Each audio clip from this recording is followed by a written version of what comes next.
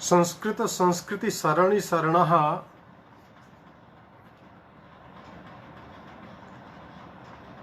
परम सामाजिकः दार्शनिकः विवेचकः विद्वांसः प्रिय छात्राश्च अद्य वयं वेदांत सारे अनुबंध चतुष्टयम् इति किम् इति प्रश्नम् अधिकृत्य विषयस्मिन् चर्चां कुर्मः।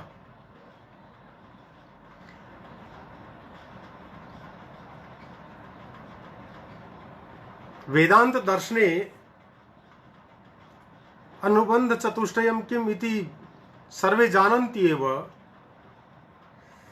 अपितु अहं कथयामि यत् अनुबंध चतुष्टयस्य तु सर्वेषां ग्रन्थानां प्रारम्भे आवश्यकता भवति।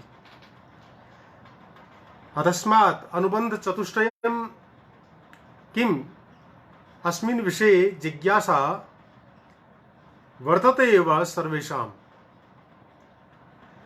अहम् अद्य पुनः हिंदी भाषया एव मदीयं व्याख्यानं दास्यामि इति, अतः विदुषां कृते पुनः नमस्कारं निवेदयित्वा छात्राणां कृते च पुनः सदाशयतां परिकल्प्य अहं मदीयं विषयं प्रारम्भं करोमि इति। ओम।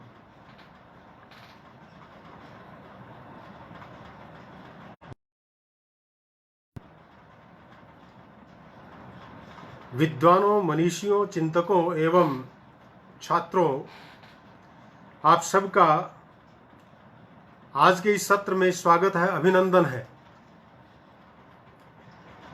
मैं समझता हूं कि वेदांत सार के अनुबंध चतुष्टय के विषय में आज हमें परिचर्चा कर लेनी चाहिए।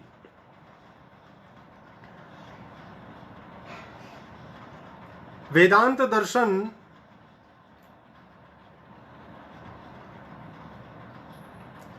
या कोई भी जो शास्त्र है उसके प्रारंभ में जो अनुबंध होते हैं, अनुबंध का मतलब सामान्य रूप से हम कहें तो शर्त है, शर्तें।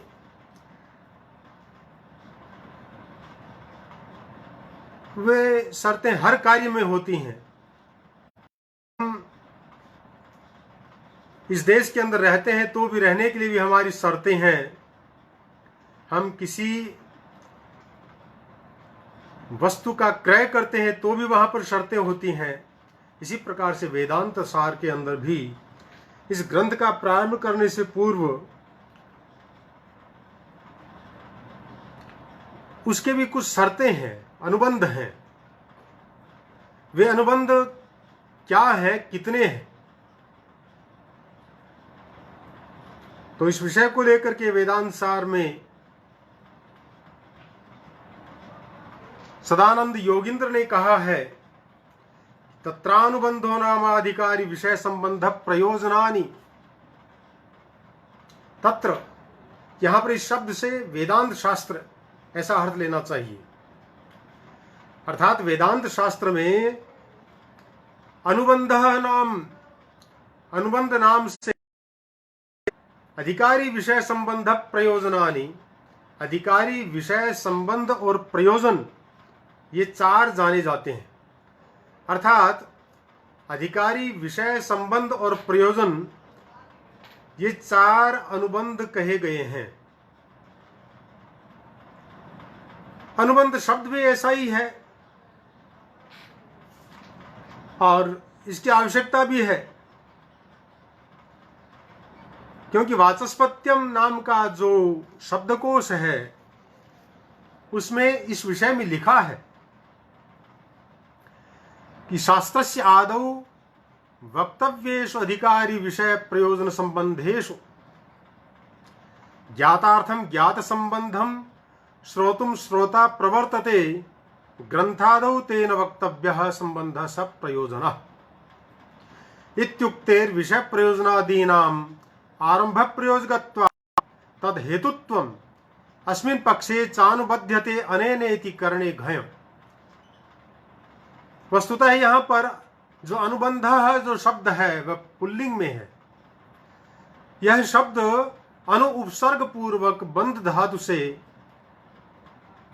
कर्ण अर्थ में घय प्रत्यय करने पर बनता है, जिसका अर्थ होता है अनुबध्यते अनेनेति यदि अनुबंधः, अर्थात जिसके द्वारा या जिनके द्वारा ग्रंथ रहता है उसमें असंबद्धता, शिथिलता और दिशाहीनता नहीं आने पाती है, उन्हें अनुबंध कहते हैं। इस प्रकार से यहां पर यह स्पष्ट कर दिया गया है कि वेदांत शास्त्र में 4 अनुबंध हैं और वेदांत शास्त्र के जो अनुबंध है वे ही अनुबंध इस वेदांत सार के हैं। अर्थात प्रस्तुत ग्रंथ में वर्णित अनुबंधों का जो क्रम है उसका रहस्य भी जान लीजिए, क्योंकि यहां पर सबसे पहले अधिकारी को लिया गया है। शास्त्र के तात्पर्य को समझने की योग्यता रखने वाले के बिना शास्त्र की प्रवृत्ति नहीं होगी, अतः सबसे पहले अधिकारी की अपेक्षा होती है और फिर विषय बोध के बिना अधिकारी की प्रवृत्ति ही नहीं होगी, अतः उसके अनंतर विषय की अपेक्षा होती है और विषय का प्रतिपादन संभव है, इसकी सिद्धि के लिए विषय के अनंतर संबंध की अपेक्षा भी होती है और प्रयोजन की जो चरमता है, अर्थात जो अंतिम अनुबंध होना है, तो वह तो प्रसिद्ध ही है। वास्तव में अनुबंध चतुष्टय के क्रम का यही यहां पर रहस्य है। तो यहां पर ये 4 प्रकार के अनुबंध बताए गए हैं। तो उनमें जो सबसे पहले अनुबंध है उसका नाम है अधिकारी। अधिकारी किसे कहते हैं? तो इस विषय में कहा है वेदांत सार में, अधिकारी तु विधिवत दहीत वेद वेदांगत्वेन आपाततो अधिगता अखिल वेदार्थोस्मिन् जन्मनि जन्मांतरे वा काम्य निषिद्ध वर्जन पुरःसरम नित्य नैमित्तिक प्रायश्चित्तोपासनानुष्ठानेन निर्गत निखिल कल्मषतया नितांत निर्मलस्वांत साधन चतुष्टय संपन्न प्रमाता। अर्थात प्रमाता ही अधिकारी कहलाता है, लेकिन वह प्रमाता कैसा होना चाहिए, उस प्रमाता में किस प्रकार की योग्यता होनी चाहिए, इस विषय को लेकर के वेदांत सार में कहा गया है कि जिसने इस जन्म में अथवा अन्य जन्मों में वेदों और वेदांगों का विधि पूर्वक अध्ययन करने के द्वारा समस्त वेदांत के अर्थ को सामान्य रूप से समझ लिया है तथा काम्य और निषिद्ध इन दोनों कर्मों का परित्याग करके नित्य नैमित्तिक प्रायश्चित और उपासना इन कर्मों का अनुष्ठान करने से समस्त कल्मषों के दूर हो जाने के कारण जिसका अंतःकरण अत्यंत निर्मल हो गया है और जो साधन चतुष्टय से संपन्न है, ऐसा प्रमाता प्रमाणों के द्वारा व्यवहार करने में समर्थ, ऐसा जो पुरुष होता है, इस ब्रह्म विद्या का अधिकारी कहलाता है। क्योंकि वेदांत में तो जो जानने योग्य है, जो ज्ञेय है, वह तो वास्तव में ब्रह्म ही है, लेकिन उस ब्रह्म को जानने का जो अधिकारी है वह इस प्रकार का होता है, तभी वास्तव में वह अधिकारी कहलाता है। इतनी योग्यताओं से युक्त जो प्रमाता होता है, उस प्रमाता को ही हम अधिकारी कहेंगे। इसमें कुछ खास शब्द आए हैं। अंत में जो कहा है कि साधन चतुष्टय संपन्न प्रमाता, वह जो अधिकारी है वह अधिकारी वही हो सकता है जो साधन चतुष्टय से संपन्न हो। ये साधन चतुष्टय जो हैं इनके विषय में अभी आगे बताया जाएगा। ये 4 प्रकार के हैं: विवेक, वैराग्य, समाधि, षट संपत्तियां और मुमुक्षुत्व। इनके विषय में आगे चर्चा की जाएगी। तो साधनानां चतुष्टयम् इति साधन चतुष्टयम् तेन संपन्नः इति साधन चतुष्टय संपन्नः। वह प्रमाता कैसा होना चाहिए? तो कहा कि साधन चतुष्टय से संपन्न होना चाहिए। और क्या विशेषता होनी चाहिए उसमें? तो कहा कि नितांत निर्मल स्वांतः। नितांतम अर्थात अत्यंतम, निर्मलम शुद्धम, स्वांतम अर्थात अंतःकरणम यस्य सह। बहुवी समास है यहां पर। अंतःकरण की आत्यंतिक शुद्धता राग द्वेषादि वासनाओं का प्रतिबंध दूर हो जाने पर प्राप्त होती है। इस बात को निर्गत निखिल कल्मषतया के द्वारा यहां पर बताया गया है। अर्थात निर्गत निखिल कल्मषतया, इस शब्द का क्या अर्थ है? इसे भी हमें व्युत्पत्ति के द्वारा जान लेना चाहिए। निर्गतानि निखिलानि कल्मषाणि यस्य स निर्गत निखिल कल्मषः तस्य भावः निर्गत निखिल कल्मषता तया इति। ये तृतीयांत शब्द है। तो जिसके अंदर से समस्त कल्मष निकल गए हैं, समाप्त हो गए हैं, वह निर्गत निखिल कल्मष होता है और उसका भाव ही यहां पर निर्गत निखिल कल्मषता कहलाती है। तो उसके द्वारा, इसके द्वारा रागादि वासना रूप जो कल्मष है, उस कल्मष की निवृत्ति नित्य नैमित्तिक प्रायश्चित और उपासना कर्मों का अनुष्ठान करने से होती है। परंतु इन कर्मों का अनुष्ठान करने से तब तक कोई लाभ नहीं हो सकता जब तक काम्य और निषिद्ध कर्मों का परित्याग न कर दिया जाए। काम्य कर्म काम वासना से किए जाते हैं और काम वासना शुद्धि में साक्षात बाधक बनती है। अभक्ष्य भक्षण आदि निषिद्ध कर्मों के करने से पाप होता है, जो अंतःकरण की शुद्धि में बाधक बनता है। इसलिए काम्य और निषिद्ध कर्मों का परित्याग करके ही नित्यादि कर्मों का निष्काम भाव से अनुष्ठान करना चाहिए। इसीलिए यहाँ पर समस्त कल्मषों की निवृत्ति का हेतु काम्य निषिद्ध वर्जन पुरःसरम नित्य नैमित्तिक प्रायश्चित्तोपासनानुष्ठानेन के द्वारा बताया गया है। तो इस प्रकार से अधिकारी बनने के लिए अधिकारी कौन होता है, इसके विषय में यहां पर वास्तव में बताया गया है। अधिकारी का निरूपण करते समय जिन काम्य आदि कर्मों का नामोल्लेख हुआ है, उनका स्वरूप क्या है, यह प्रश्न उठता है। तो अब आगे इन काम्य आदि कर्मों का जो स्वरूप है उसके ऊपर प्रकाश डालते हुए कह रहे हैं, बता रहे हैं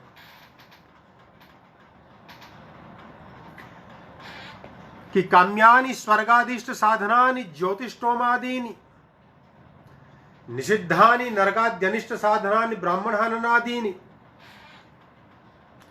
नित्यान्यकरणे प्रत्यवाय साधनानि संध्या वंदनादीनि नैमित्तिकानि पुत्र जन्माद्यनुबंधीनि जातिष्ट्यादीनि प्रायश्चित्तानि पापक्षय साधनानि चांद्रायणादीनि उपासनानि सगुण ब्रह्म विषय मानस व्यापार रूपाणि सांडिल्य विद्यादीनि।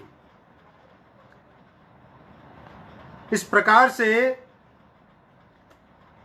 यहां पर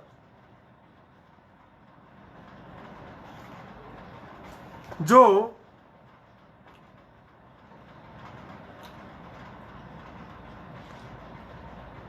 काम्य निषिद्ध आदि जो है उनके बारे में यहां पर बताया गया है।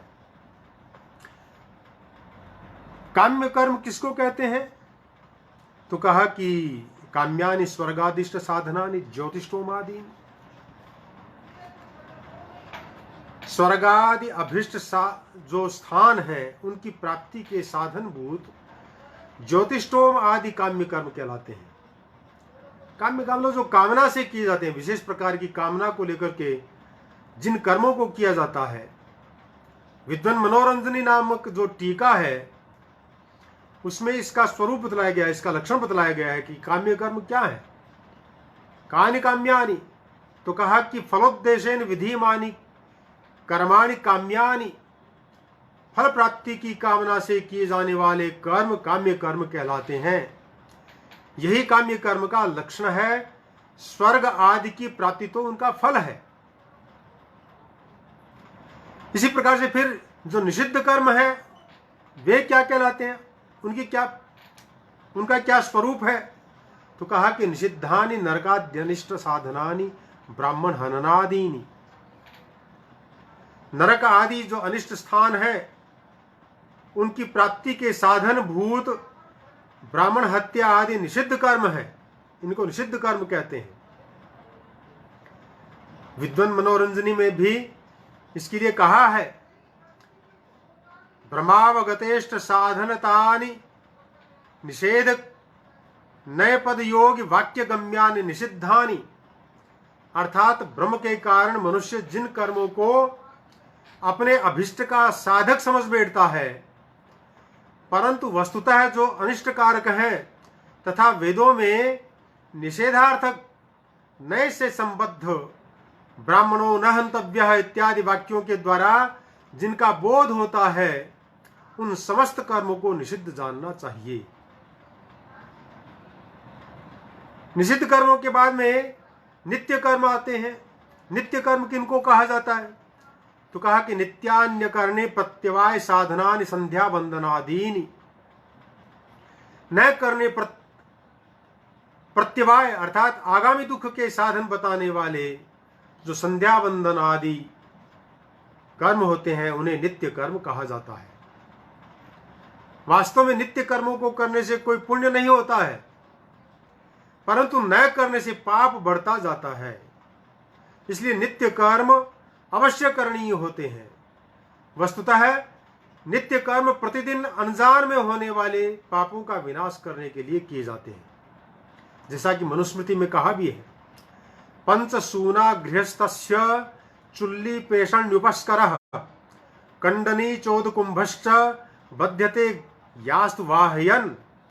अर्थात चूल्हा, चक्की, झाड़ू, बुहारी, ऊखली, मूसल और पानी का घड़ा, इन 5 स्थानों में गृहस्थ के द्वारा अनजान में हिंसा होती रहती है। इस हिंसा के कारण इन वस्तुओं को अपने लिए उपयोग में लाते समय मनुष्य पाप से संबद्ध होता है। इसलिए इन पापों से मुक्ति के लिए जिन कर्मों को किया जाता है वे नित्य कर्म कहलाते हैं। उसके बाद में नैमित्तिक कर्मों की बात की जाए तो कहते हैं कि नैमित्तिकानि पुत्र जन्माद्यनुबंधीनि जातिष्ट्यादीनि। पुत्र जन्म इत्यादि किसी निमित्त से संबंध रखने वाले जातेष्टि आदि जो कर्म होते हैं उनको नैमित्तिक कर्म कहा जाता है।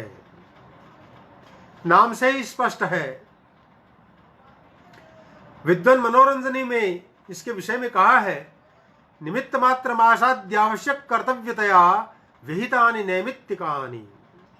अर्थात किसी निमित्त को प्राप्त करके अवश्य करणीय रूप से जो कर्म वेदों के द्वारा विहित किए गए हैं उन्हें निमित्त जन्य होने के कारण नैमित्तिक कहते हैं। तो किसी निमित्त को लेकर के हम जिन कर्मों को करते हैं, जैसे पुत्र का जन्म हुआ तो उसके उपलक्ष्य में जातेष्टि आदि जो हम कर्म करते हैं तो वह नैमित्तिक कर्म कहलाता है। इसी प्रकार से फिर प्रायश्चित कर्म की बात आती है। प्रायश्चित कर्म किसको कहते हैं, तो कह रहे हैं कि प्रायश्चित्तानि पापक्षय साधनानि चांद्रायणादीनि। अर्थात पापों का क्षय करने के लिए साधन बनने वाले चांद्रायण आदि व्रत प्रायश्चित कर्म है। विद्वन मनोरंजनी में भी इसके लिए विशेष रूप से कहा गया है, विहिता कर्ण प्रतिषिद्ध सेवा रूप निमित्त विशेषानुबंधीन प्रायश्चित्तानि, अर्थात विहित कर्म को न करने से और निषिद्ध कर्म को करने से जो पाप उत्पन्न होता है, उस पाप का विनाश करने के विशेष निमित्त से किए जाने वाले कर्मों को प्रायश्चित कहते हैं। और इन प्रायश्चित कर्मों में यहाँ पर चांद्रायण व्रत के बारे में कहा गया है। चांद्रायण एक लोक प्रसिद्ध प्रायश्चित व्रत है। मनुस्मृति में इसका उल्लेख हुआ है और वहां इसके 4 प्रकार बतलाए गए हैं।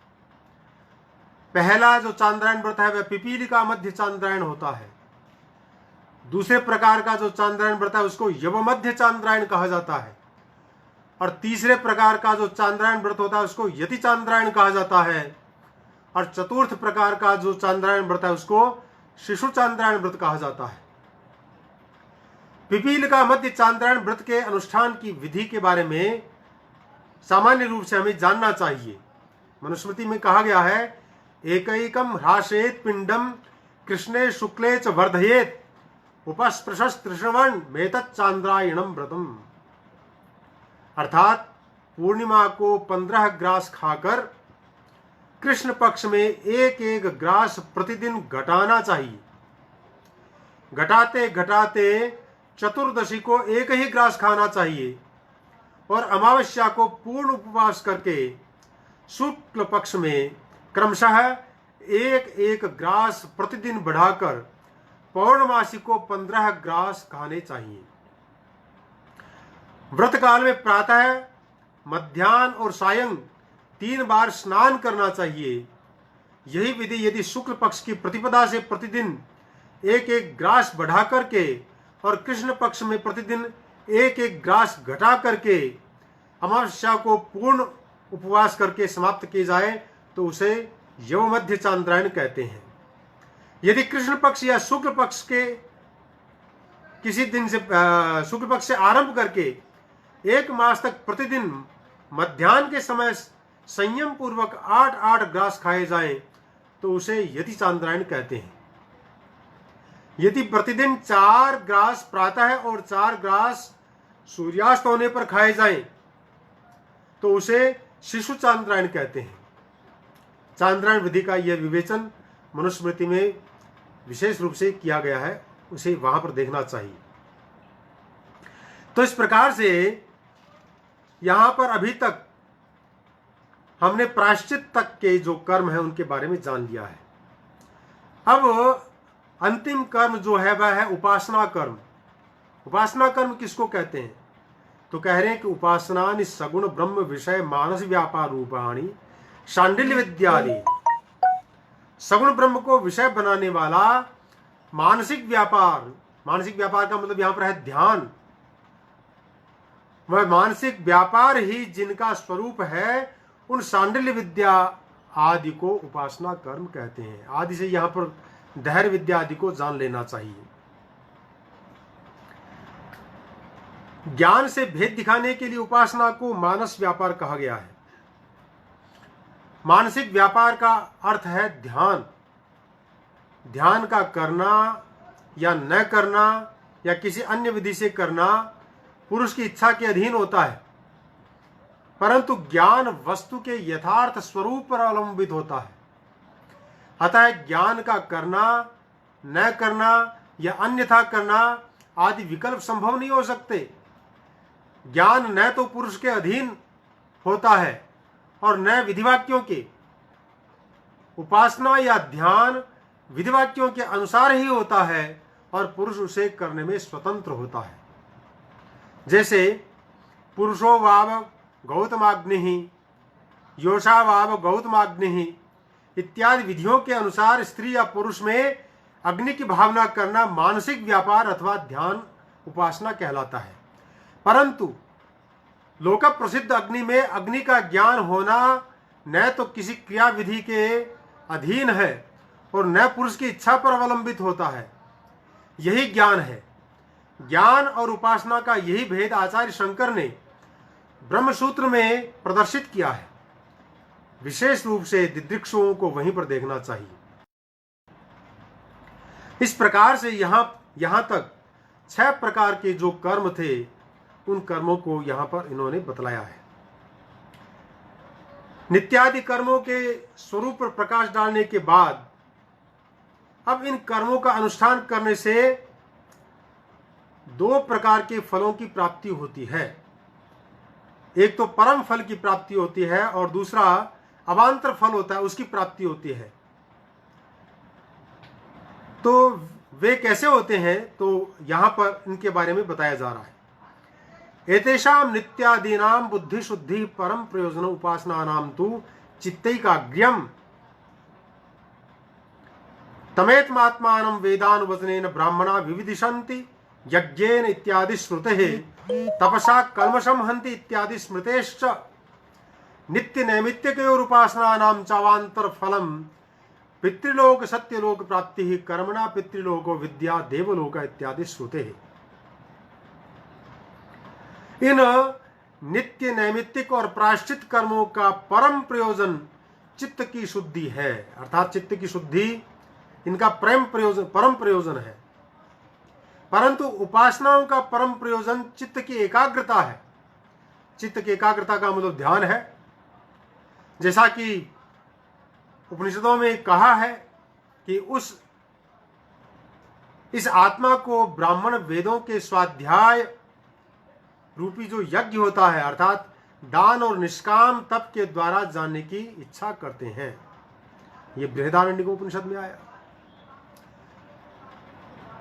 और मनुस्मृति में कहा है कि तप के द्वारा ब्राह्मण पाप का विनाश करता है। ये 2 प्रमाण देकर के इसकी पुष्टि की गई है। इसी प्रकार से इस स्मृति के अनुसार नित्यादि जो कर्म हैं उन कर्मों के द्वारा पापों का विनाश होकर चित्त शुद्ध होता है। नित्य और नैमित्तिक कर्मों का अवांतर फल क्या होता है, तो कहते हैं कि नित्य और नैमित्तिक कर्मों का अवांतर जो फल है वह पितृलोक की प्राप्ति है। और विद्या यानी उपासना से सत्यलोक की प्राप्ति होती है या सत्यलोक जीतने योग्य होता है। इस प्रकार से यहाँ पर पितृलोक कर्मणा पितृलोको विद्या देवलोक यह प्रमाण देकर के इसको स्पष्ट किया गया है। उपासना के विषय में यहां पर थोड़ा हमें जानना चाहिए।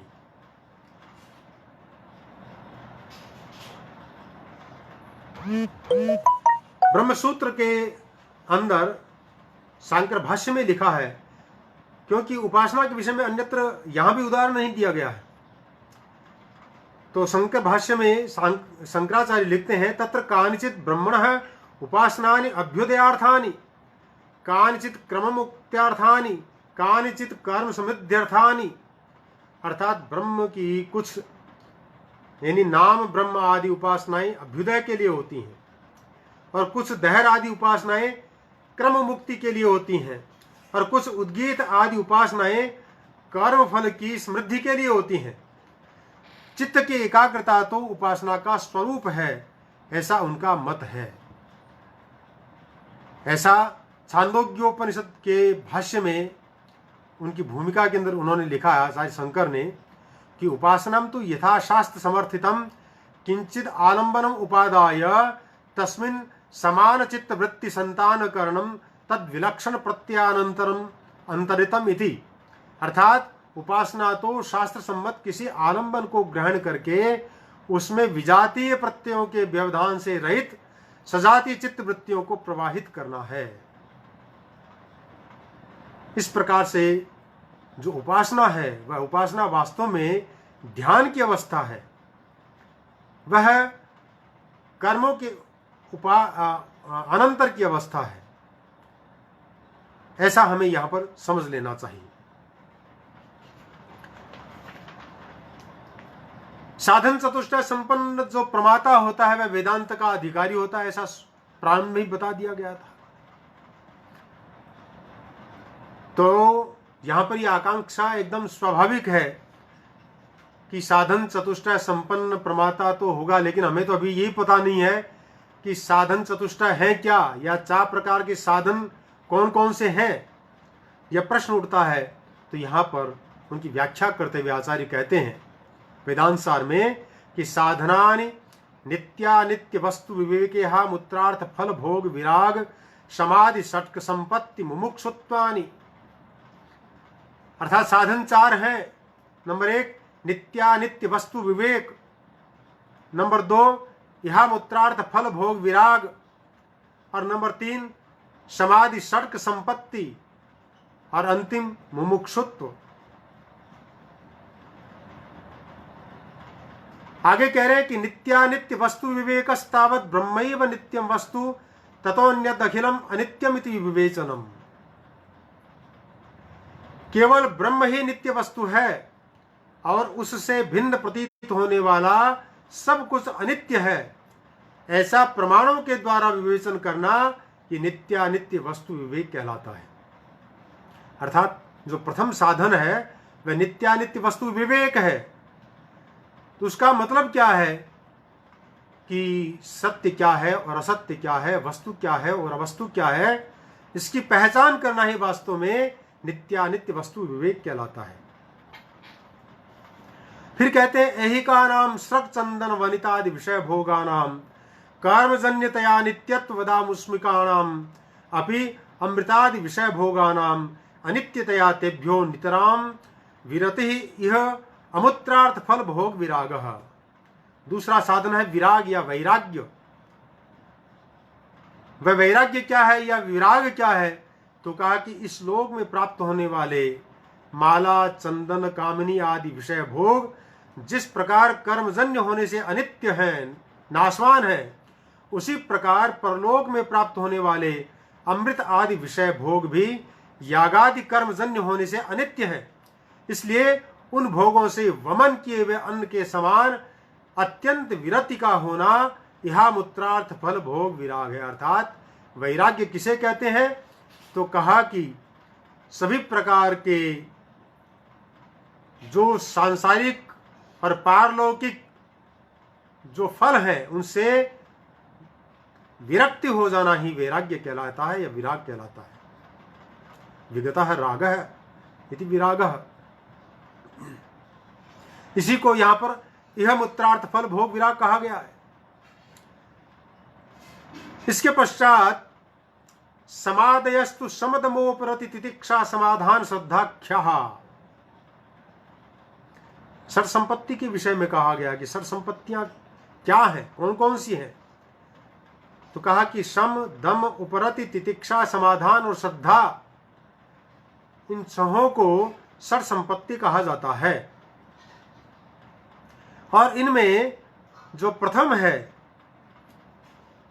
यानी सम, तो वह क्या है? तो कहा कि समस्त तावत श्रवणादि व्यतिरिक्त विषयभ्यो मनसो निग्रह।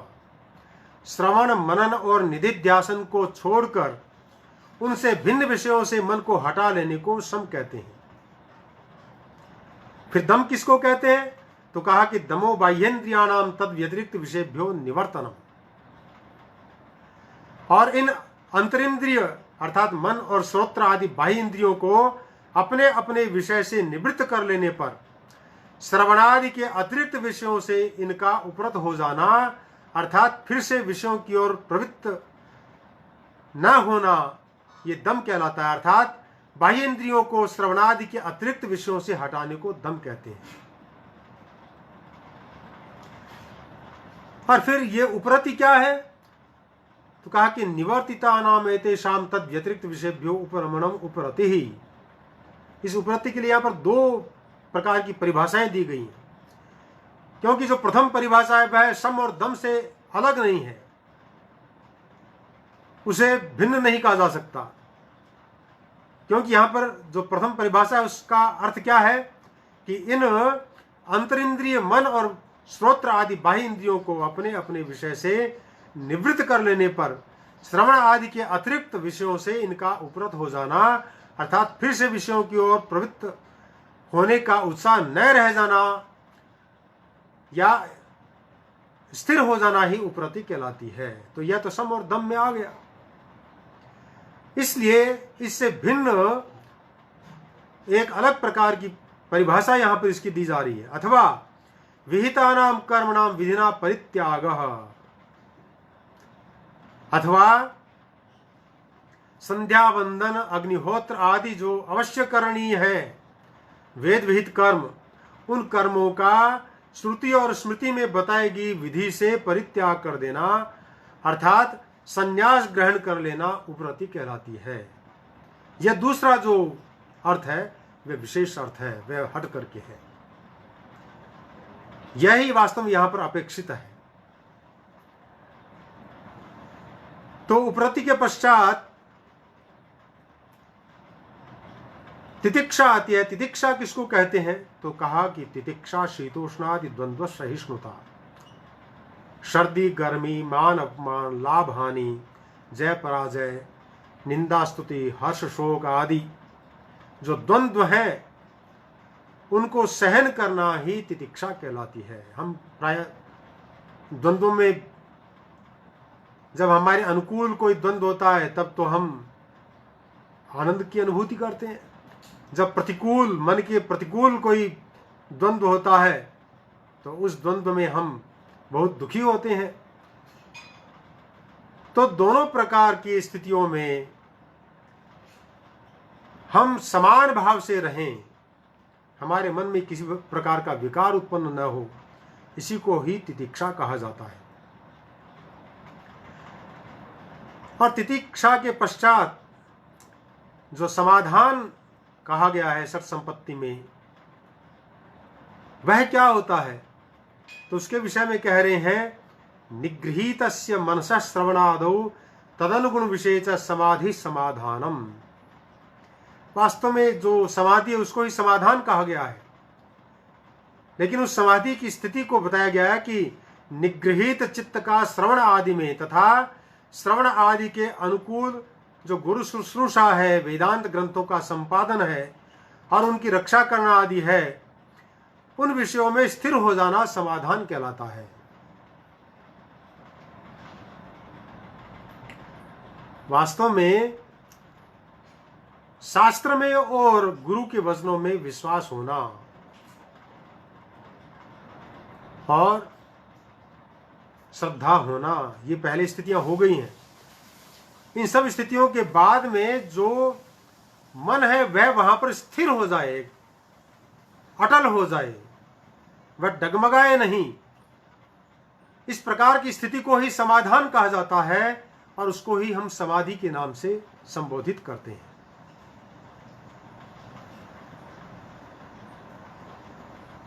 फिर कहा कि गुरुपदिष्ट वेदांत वाक्य विश्वास श्रद्धा, गुरु और वेदांत के वाक्यों में विश्वास का होना अर्थात जैसा इनमें कहा गया है वह बिल्कुल सत्य है, कभी अन्यथा नहीं हो सकता, ऐसी निश्चयात्मिका बुद्धि का होना ही श्रद्धा कहलाता है।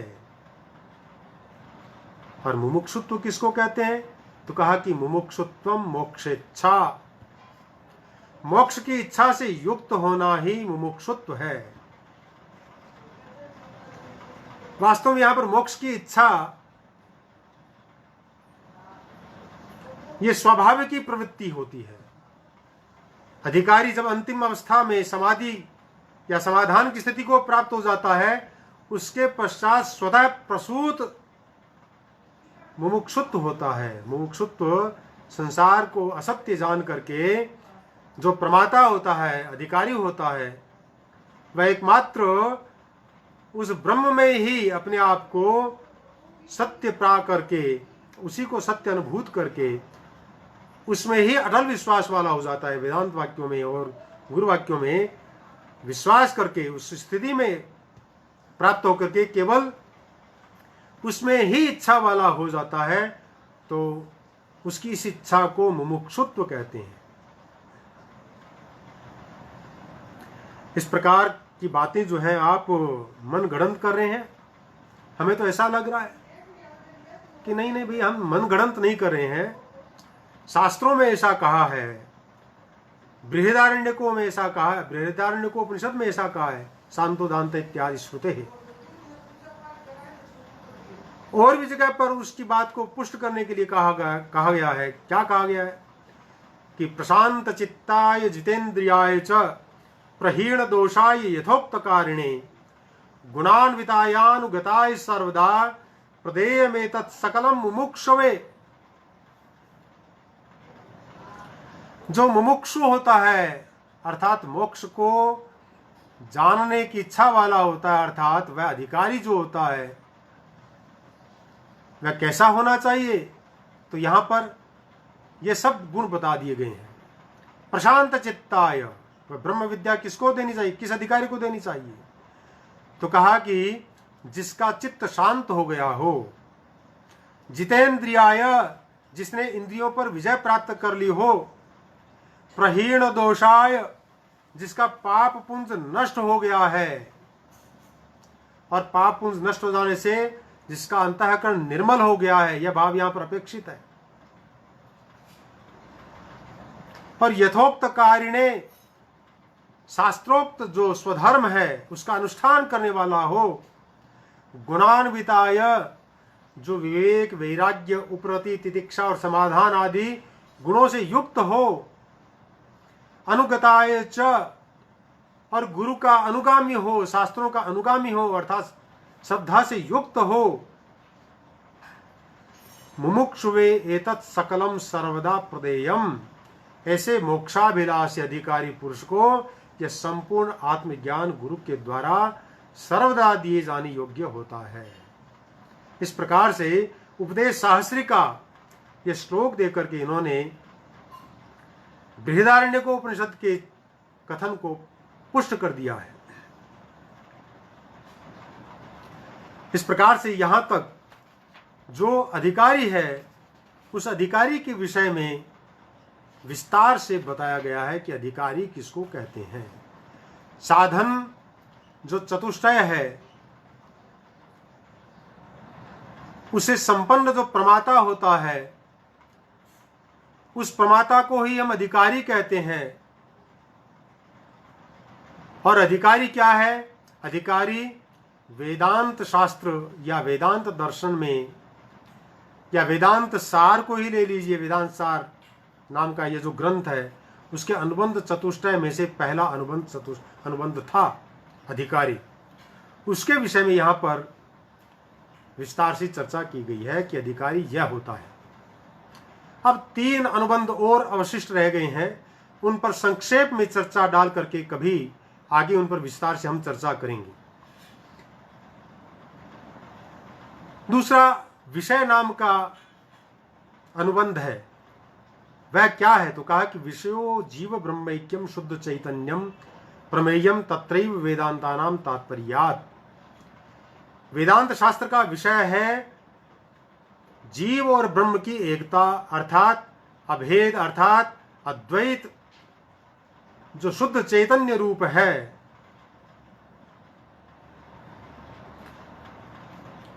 और ग्रीवास्त ग्रीवेय न्याय से अज्ञात होने के कारण इस शास्त्र का प्रमेय है, क्योंकि सर्वे वेदा यत् पदम आमनन्ति, और वेदैश्च सर्वैरहमेव विद्य, कठोपनिषद और गीता में इस प्रकार के श्लोकों के द्वारा समस्त वेदांत वाक्यों का तात्पर्य जीव और ब्रह्म की आत्यंतिक एकता ही विषय होता है, इस प्रकार की बात कह दी गई है।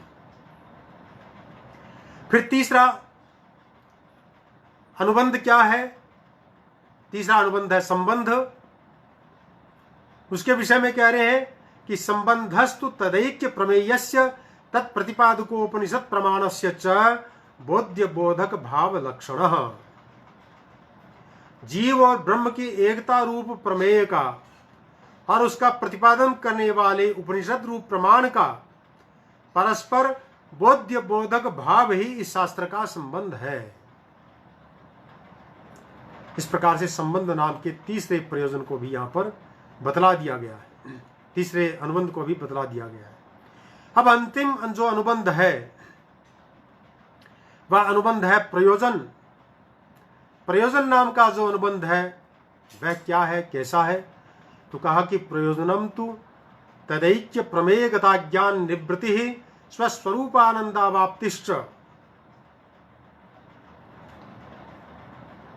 जीव और ब्रह्म की एकता रूप प्रमेय के संबंध में जो अज्ञान है उसकी निवृत्ति का होना, और दूसरा अपने वास्तविक स्वरूप आनंद की प्राप्ति को होना।